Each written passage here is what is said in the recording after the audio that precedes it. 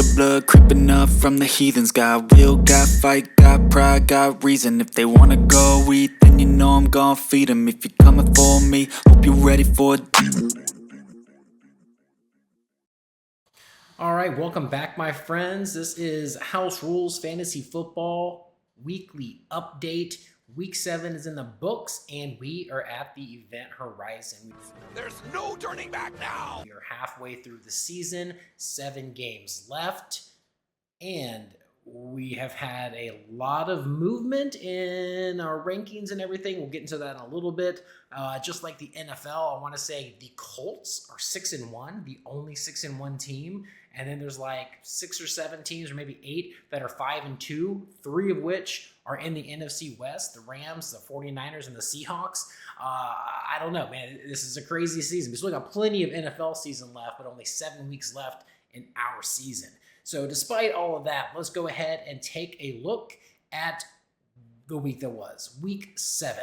All right, so week 7, we have not last place, overtaking Flinderella. Flynn with 85 points, and his big brother Brett in his tally bowl getting about 133. Sorry, actually, little brother. I keep forgetting that Flynn's the oldest. My bad.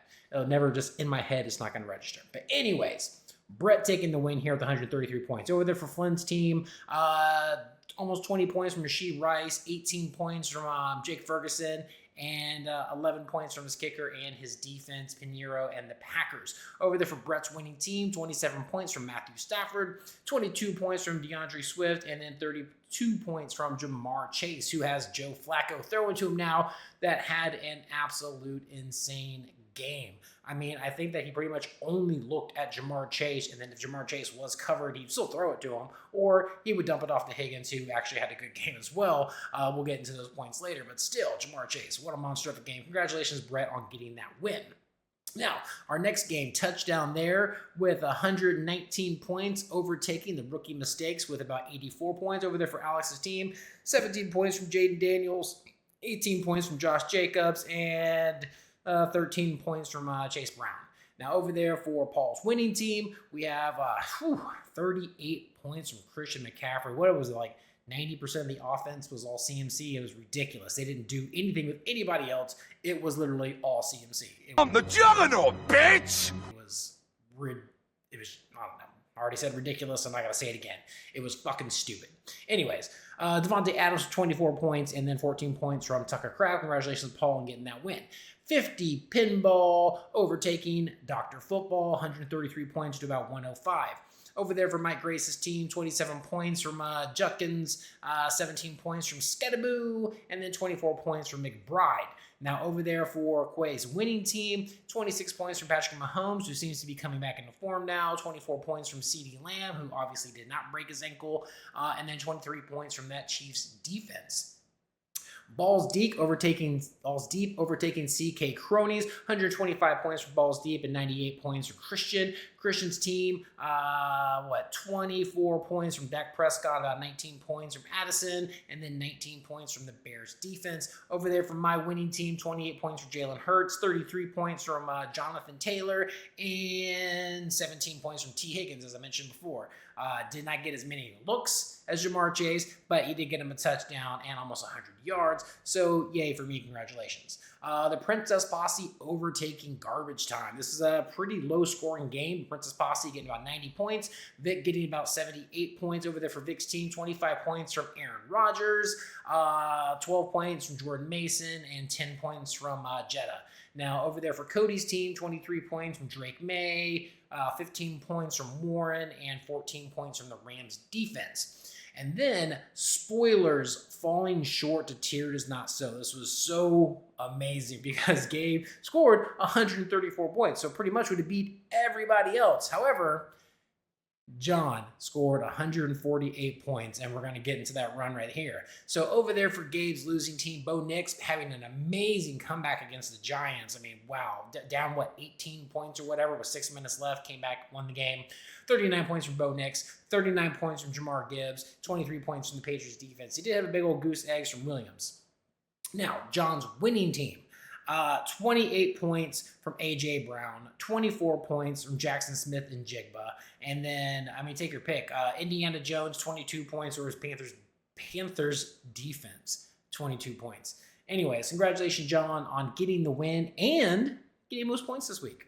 All right, so with that being said, we did have some mix-up in the standings. So when we take a look at the standings right here, I mean, like I said, there's a good bit of everybody kind of stayed a little bit, but that middle is kind of fluctuating around. So let's go from the bottom. Gabe is holding down 12th place. Rookie Mistakes is still holding down 11th. CK Cronies is in 10th. Garbage Time is now 9th place, dropped down 3 spots. Cody moved up to not last place. The Princess Posse's in 7th.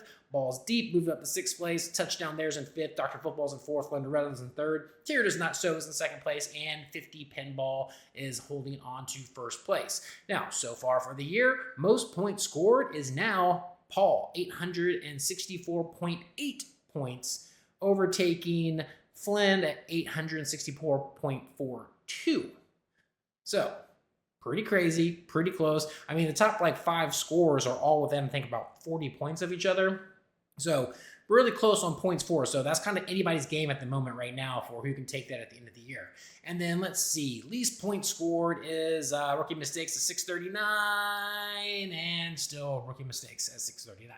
So, let's see if we're going to get some shakeups this week at the Event Horizon now that we're going into the last half of our season and seeing who is going to start coming out on top. I mean, we have 1-6 team, and like the Colts, we have 1-6-1 team, which is Quay.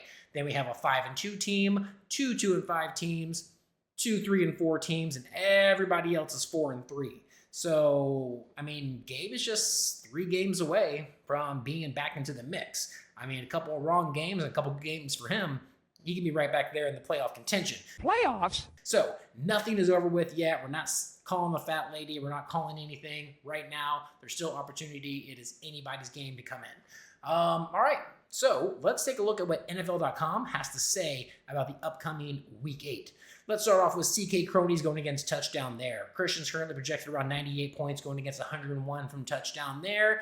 The Rookie Mistakes going against Dr. Football, 93 points for Mike Grace, and currently projected 68 points for Alex. Without his kicker in, might as well just leave him out because Alex isn't scoring points this year. Burn! Just joking. Not last place, going against the Spoilers. Gabe's team, he hasn't swapped out his players yet. Gibbs is out of there. Williams is out of there. They're on a bye week. So he's currently projected about 69 points, going against Brett's 106 at the moment. Flenderella is going against Tear Does Not So. John is currently projected about 98 points. Flynn is currently projected around 110. And then Garbage Time going against 50 Pinball. Vic is currently projected around 92 points, and Quay is currently projected around 103. And then for my Stone cold lock of the century. Or a week. That's right. Game of the week is Balls Deep versus Princess Posse. 6th and 7th place. We're both 4-3. Right there on the cusp.